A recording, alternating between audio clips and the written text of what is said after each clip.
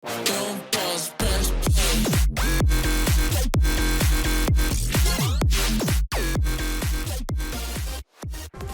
what's up, you guys? It's Jono!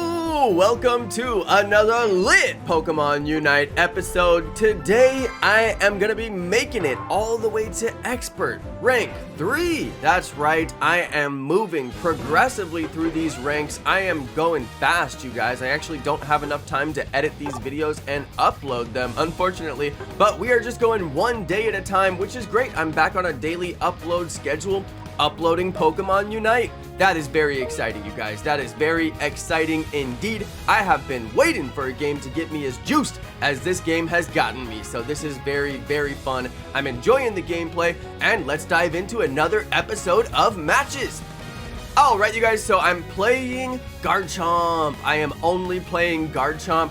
You will see in this video, just like last video, exactly why I'm playing Garchomp. I'm getting MVP on a lot of matches. I'm progressively getting closer to 300 points on some matches. I've almost broken 300 in ranked multiple times. I swear I have a video replay of me breaking 300 points somewhere in a ranked battle, but I just cannot find it. It's somewhere on my hard drive. I'm gonna try and find it before I delete all my spare footage. And I have got a ton of footage of this game, you guys. It's more footage than you could possibly imagine. I'm sure you're wondering, Jono, why are you uploading 45-minute videos, 1 hour long videos? How could anybody ever watch that?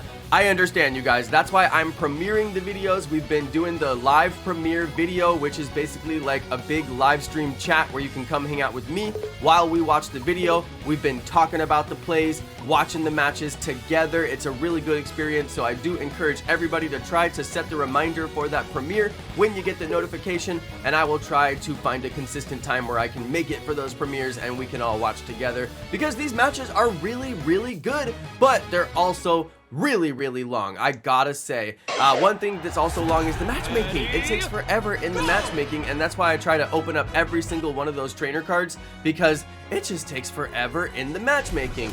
Now let's go ahead and discuss what matches we have today. There's one extremely interesting match on here. It is the only loss on this video. Everything else is a massive winning streak. And I'm going on a lot of winning streaks with Garchomp. I gotta say, this is a really strong play for me. I think it's a strong play for anybody. Garchomp is easily one of the best Pokemon in the game, so I'm gonna just give you that for the takeaway. I'm gonna be playing Garchomp a lot. But yeah, we had one really interesting match where the enemy was playing pretty well. They weren't playing that great, but somebody on my team decided to just like not even play. They just were idle the entire time. And then what's weird is they were maliciously idle. Like, they were very maliciously idle. They would actually stop idling and then just go over to one of our basically like goalposts and then sit there and idle on that goalpost. So it's like, okay, you clearly have your controller and you could play,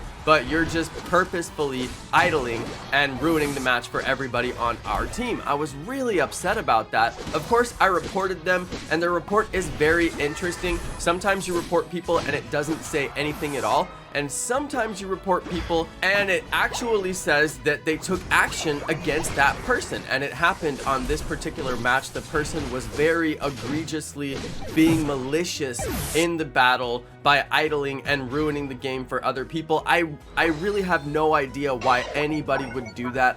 I don't know what motivates them. I really struggle to understand that mentality. I'll never understand it, but people who come into a team game and purposefully ruin the game for a bunch of complete strangers that they've never even met before, it's just really strange to me, and it hurts me that there's people out there like that in the world. But you know, the world's a crazy place, so that's just the way that it is. Anyway, I reported them, and the game did take action against them, and luckily that should prevent them from playing matches with other people and other people having that experience. And I also blocked them, so when you report people, make sure that you block them as well, so you'll never be in another ranked match with them again, and you should never be in any match with them ever again. And yeah, I've been blocking people who score 0 points on my team. There's absolutely no excuse for that in a high level ranked match. I've been blocking people who are idling maliciously or just won't play the game. There's some people who just, like, after they faint, like, their Pokemon faints, and I guess they just get up and go to the bathroom for like 3 minutes or something. I'm like, what are you doing during the middle of the match where you're just idling in the home base and then come back and play like that's just totally normal gameplay? It's totally not. I mean, if you're gonna play a match, you gotta have 10 minutes to laser focus on this match. If you don't have 10 minutes, then don't get into a match, you know? Anyway, you guys will understand a little bit of the frustration in my tone once you see the video replay later in the video. It is the most frustrating match that you could possibly watch. The person is idling, which I understand, maybe they just put their switch down, but they didn't. Then they actually start going to different bases and proving to us that they're not idle, that they're actually there idling on purpose. So it's just so strange. It's the strangest behavior. Anyway, I've talked enough about that. I did leave that match on the video. You guys can see the struggle is real. I'm doing solo lobbies. I guess some people call it solo queue. That's very British. You know, if you learn British English, then you learn the word queue. In America, we don't really learn the word queue that much, although I have always known and loved the word queue because it has the most interesting spelling. Even though it's a short word, it's got crazy spelling. And yeah, I get into the solo queues, or the solo lobbies as I like to call them, and I just pray for the best. I really just pray for the best. There's nothing you can do about it aside from pick a team and find a team full of good people. And the hardest thing about that is finding people who can actually play at the same time that you can play, and I just cannot find people who can play at the exact same time I can play. So I've just been doing solo lobby, and honestly, it's not that bad. People say it's terrible, and I have had some terrible matches. You'll see it on this video, but it's really not that bad. I used the communication in the battles. You guys can see I'm consistently using the communication, and it really works. I said, hey, I need backup, and here comes Blingtron coming to back me up. So that was really handy. It was really, really nice of Blingtron to come help me out. We got the boss. Even though we got taken out, we got the boss, and we got all the XP from the boss. Our team got shield, even though it didn't help that much to get the shield, but still, we got the boss. And essentially, getting that XP to help me evolve is super duper important, but then also getting the XP taken away from the enemy team, making sure that they don't get that XP. That's really, really strategic. You really have to do that. So anyway, I've transferred over to the top lane. I'm going to try and take out Rotom now. You guys can see my gameplay is very boss heavy. I go for the boss every single time. I tell people I'm going to play center lane, and I do play a very good center lane. I actually play the center lane and just switch back and forth between top lane and bottom lane depending on where they need me and depending on where there's a boss. And if you guys watch, that is what I'm doing strategically. It works pretty well, but sometimes you just can't get people to like get on board with the same strategy. Like, I have my strategy, but the other people in the game are playing their own strategy, which I can't really figure out what strategy that is. But yeah, they're just playing the way that, you know, I guess the way that they play. And it's a little bit difficult. There's 4 of the enemy team. I don't know if you guys saw that. There's literally 4 of the enemy team in this battle, and that's a lot of enemy. You can never survive that unless you have 5 of your team, and yeah, we didn't have that. So anyway, trying to get everybody to work on the same page is a little bit difficult. You can't necessarily get every single boss, but I do try to get every single boss. I do try to get every single boss, and you guys can get such a good lead if you get Rotom and Dreadnought in the early match, but then they can still come back with a Zapdos. And do not give up in the early match just because you got Rotom and you got Dreadnought and you have a significant lead. Never ever get complacent in these matches. You can win any match with a good Zapdos kill. Honestly, that's true. Nobody can say that that's wrong. Everybody knows by now that that's true. One good Zapdos kill and you can win just about any match. And actually, on the match where the person was maliciously idling, I tried to get Zapdos and bring us to a comeback, and I really wanted to make that basically a video where we win even though people are idling, and I was really close to doing it. I was so close to doing it, and the score wasn't that far off. We could have had a couple of good scores and actually pulled it off, but yeah, we didn't quite make it. We lost. It was a little bit of a tragedy. I really wanted to make that match work out, and I was trying hard for it, but my team just kept on saying, let's quit, let's quit. And what is the deal with people saying let's quit in the matches? People are always quitting in the matches, and I've won so many matches where multiple people on my team said let's quit, and I'm just like, why are you guys obsessed with quitting? We're winning some of these matches and people are saying they want to quit. I will never understand this mentality. People are just absolutely obsessed with quitting. But anyway, I never quit. I never quit. I will not hit that quit button. I just won't do it. You can win just about any match, even if you're strongly behind. And I really encourage people to stay focused and stay optimistic. You can win a lot of matches with a Zapdos clutch. And I don't understand these people who are obsessed with quitting and want to quit the match when there's like 5 minutes left in the match and Zapdos hasn't even spawned yet. It's like, come on, you guys. Don't quit the match. Stay in the match. Like, I don't know. Anyway, I've been ranting a little bit about teammates that play wrong, and obviously I'm playing solo lobby, so that's going to be my main complaint.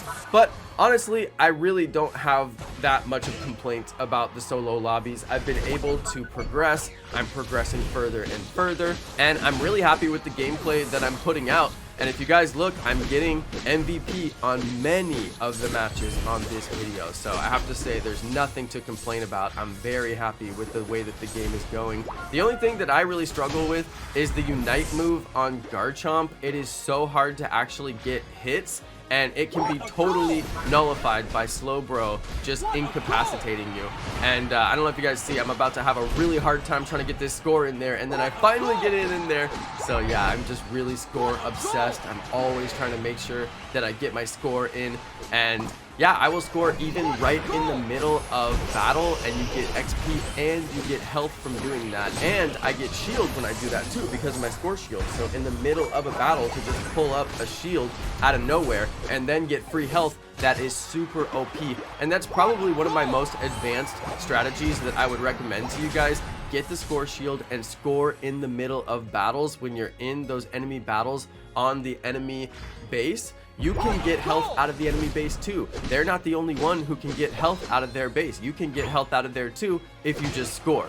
And the score shield will give you shield to protect you while you score. So it's actually a really great way to go. And it's my new OP advanced strategy that I'm putting into play whenever I'm in people's base. I try to score, especially if it's a small amount of points, because it still gives you health and it still gives you XP. Alright, you guys, so this is gonna be a very long video. I had to sit for over an hour and a half straight and play all these matches to get up into Expert 3, and I'm really proud of these matches, so that's why I put so many on the video. I had the MVP rank on so many of these matches, and the ones where I didn't get MVP, I still scored more than the MVP. I just didn't get as many kills. So yeah, I'm really happy with my gameplay, and I hope you guys enjoy all of these videos. I just want to say thank you to everybody who's watching these videos and progressing with me along the journey. I really appreciate everybody locking in with these videos. I know they're long, but the gameplay is really exciting. The game is getting me so excited personally, and I'm loving the game, so I just want to play as much as I possibly can and get to the highest league that I can possibly get into. Thanks everybody for watching. Thank you to my amazing subscribers, and peace!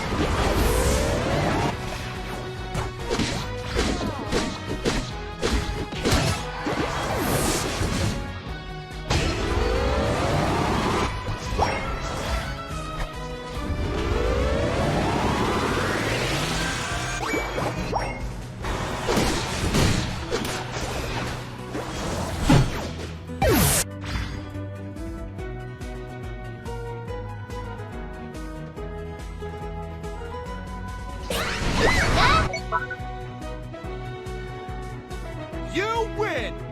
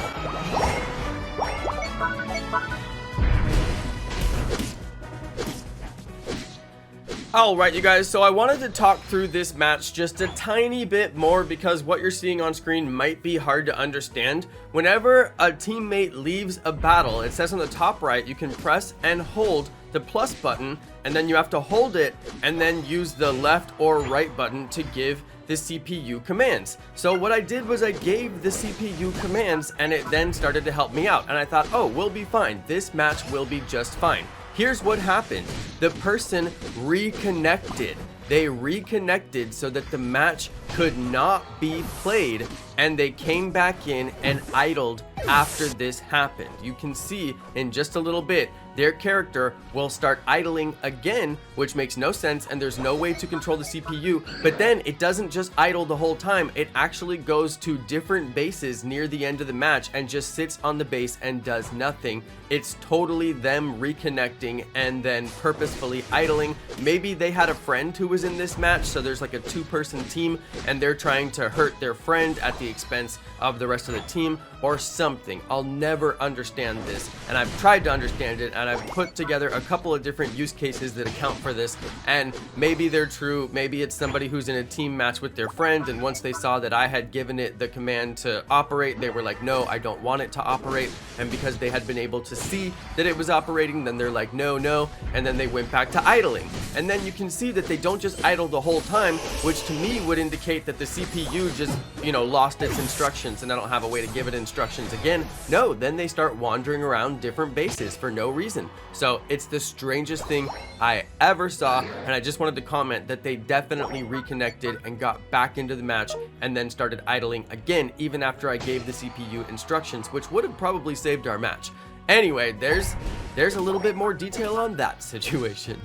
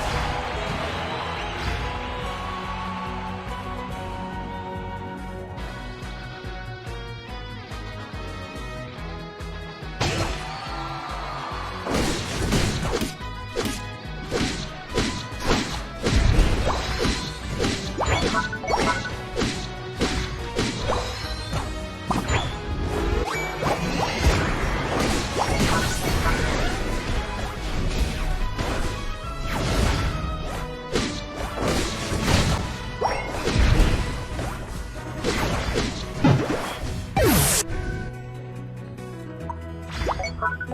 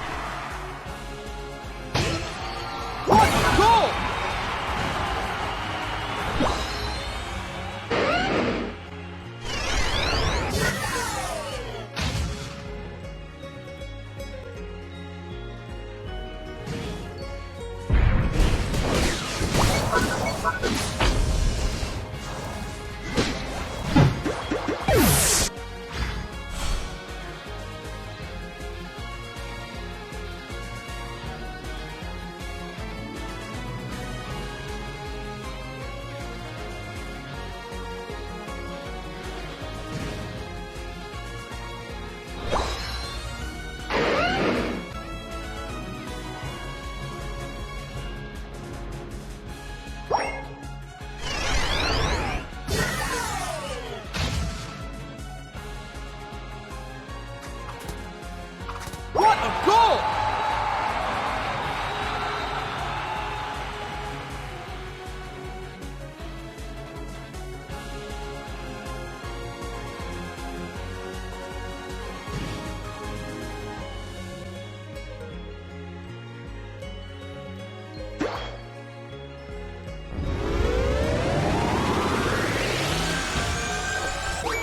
What a goal!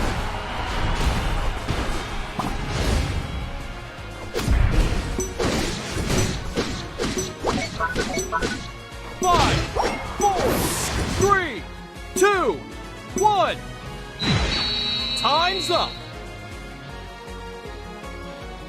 You lose.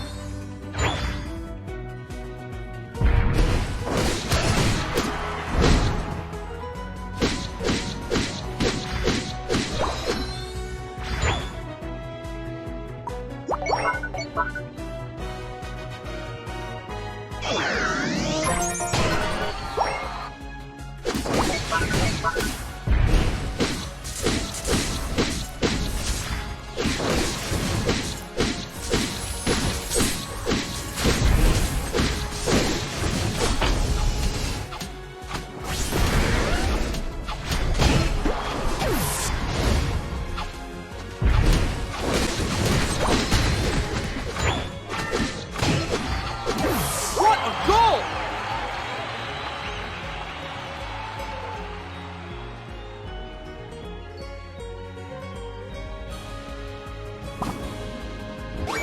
What a goal! What a goal!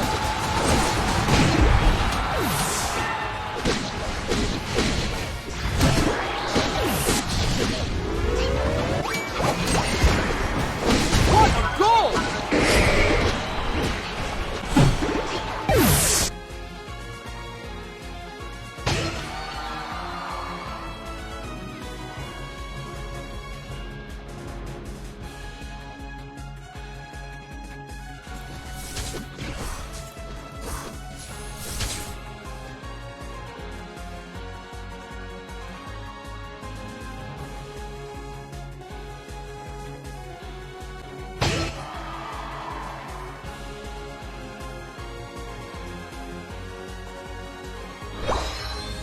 What a goal!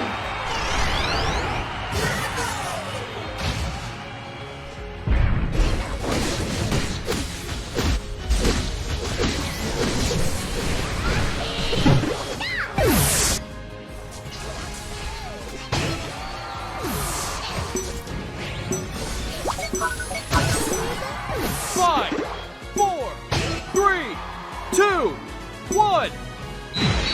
Time's up. You win.